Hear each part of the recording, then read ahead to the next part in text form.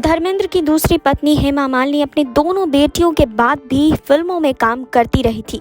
हेमा की मां भी कभी उन्हें फिल्मों और भरतनाट्यम के अलावा किसी और चीज़ पर फोकस करने नहीं दिया था। लेकिन जब ईशा और आहाना थोड़ी सी बड़ी हुई तो उन्हें एक बात का पछतावा बहुत हुआ था। धर्मेंद्र के साथ हेमा अपनी बेटियों के साथ लंदन गई थी और वहां कई दिनों तक रहने के बाद बेटियों को घर के खाने की याद आने लगी थी। हेमा मालिनी द कपिल शर्मा शो में अपनी बेटी ईशा के साथ आई थी और इस शो पर हेमा ने जिक्र किया था कि उन्हें जब पता चला कि बेटियां घर का खाना खाना चाहती हैं तो वो बेहद परेशान हो गई।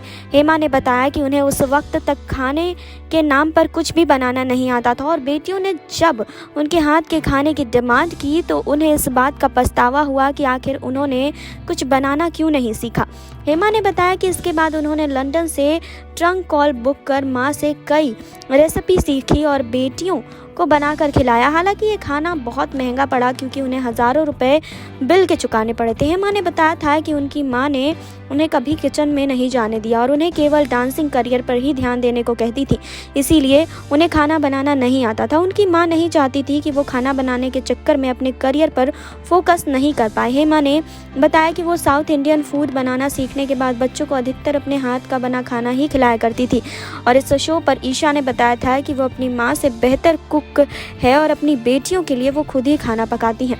तो आपको इसको लेकर क्या कहना है कमेंट बॉक्स में हमें बताइए। जुड़े रहिए हमारे साथ। नेक्स्ट 9 लाइफ से सुरभि के रिपोर्ट।